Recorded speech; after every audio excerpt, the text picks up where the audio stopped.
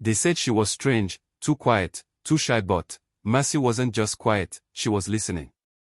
Mercy steps off the bus into a loud, modern school, and students in designer shoes, ironed uniforms, and phones are all over the school compound. When Mercy transferred to City High College, she was just a village girl in rubber sandals. Nobody knew what she carried. Mercy walks through the hallway and students glance and whisper, "Who wears Ankara to school every day?" They laughed.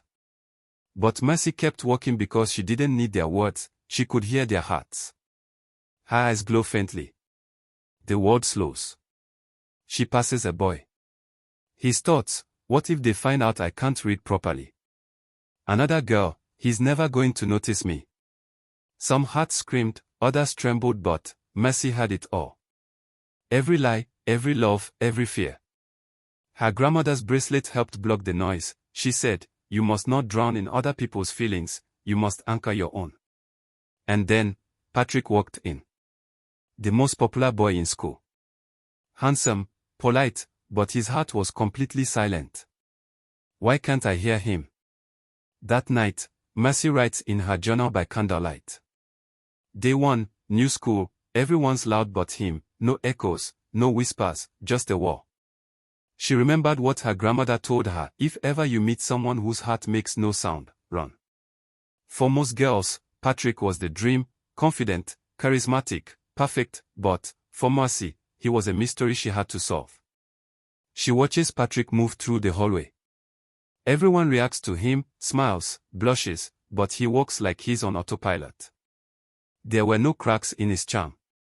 But Mercy knew better. Perfect people always have the deepest scars. Mercy sits with her only friend, Esther, who eats puff-puff always during break time. Esther asked, "So, who's the mystery guy that you've been staring at like Nollywood camera angles all week?" Mercy answered softly, "His name is Patrick. I think there's something wrong with him because I can't hear anything." "Maybe you finally found a boy who minds his business," said by her friend while laughing. But Mercy knew it wasn't peace but emptiness. After school, Mercy follows Patrick at a distance as he enters a rundown house instead of going home with his usual driver. Inside the house, Patrick sits alone, staring at a photograph of a woman. His face suddenly changes from charm to cold grief and Mercy peeks through a cracked window. She followed her curiosity into shadows and for the first time, she saw behind the mask. As Patrick touches the photo, Mercy's bracelet pulses. She grips it and suddenly, she sees a vision, a young boy screaming, a mother in white crying, hands dragging them apart. Mercy stumbles backward and runs as the silence cracked. That night, Mercy writes in her journal by candlelight. Day 5, he's not empty, he's locked. Like something took his feelings and buried them alive. Her grandmother once said, "Some people carry wounds so deep that even the heart refuses to speak." Flashback to when Mercy was a child, her grandmother placing the bracelet on her wrist by the river. She said, "A silent heart is a prison, but child, you cannot free what doesn't want to be found." The next day at school, Mercy and Patrick were paired on group assignment. She hadn't planned to touch him, but fate did it for her as their hands brushed briefly. And in that touch, she felt it. Not silence, not stillness, but a muffled scream, a heart buried beneath chains. "Hey!" She collapsed. A single tear falls down from Patrick's cheek as he stands frozen, looking down at her. His silence was not natural, it was sealed. And Mercy had just broken through the first lock. At school infirmary, Mercy lies unconscious, Esther and the nurse hover nearby. She just touched him and passed out. "What kind of boy is that?" Esther said, worriedly. Later that night, Mercy dreams as she's a child again, sitting at her grandmother's feet by a river. And her grandmother said, "His heart is sealed by blood." "You touched a cursed soul, child."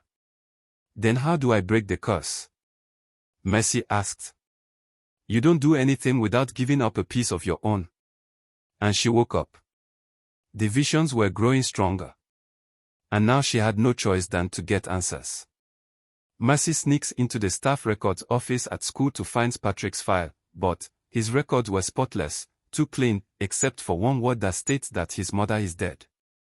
Mercy visits an elderly teacher, Mr. Emmanuel, who told her that Patrick's mother died at the old estate on Awolowo Road.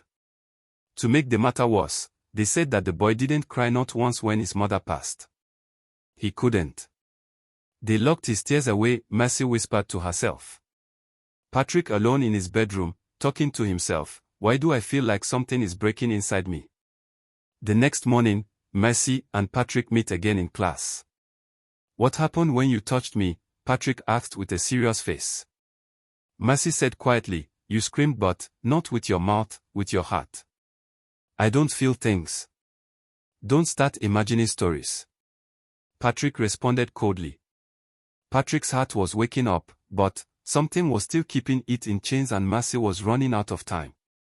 They say love heals. But what if healing someone breaks you instead? Mercy kneels in her room at night, preparing a traditional heart unbinding ritual using river water, charcoal, salt, and the bracelet. There was only one way to unseal a heart under spiritual lock, and it's through an ancestral offering, but it always came with a cost. At school, Mercy finds Patrick asleep alone in the music room after sports. She places her hand over his chest. She is pulled into a dream realm, Patrick's inner world, where a younger Patrick screaming at his father as his mother is dragged away. A Babalawo placing a seal on his chest, whispering, let him forget. Let him feel nothing. His mother in white, crying, my son. You are not broken, just buried. His silence was unnatural. It was placed there layered with grief, fear, and a father's cruel choice. Mercy cries as she pulls the bracelet from her wrist and puts it on Patrick's arm. And in that moment the seal cracked, but so did she. Back in the real world, Patrick gasps awake and sobs uncontrollably for the first time in his life, and Mercy collapses again. The silence was broken, but now Mercy was fading. Her gift saved him. But now, she lies still, the whispers gone from her world. At the hospital, Esther cries by Mercy's bedside. Patrick stands at the window and said softly, she gave up her voice for mine. Later on, Patrick visits the old Babalawo from his childhood, demanding help. Undo what you did to me. Give her back. The heart you carry now was hers. To return it, you must risk everything. Even your soul, the Babalawo warned Patrick. That night, Patrick returns to Mercy's room.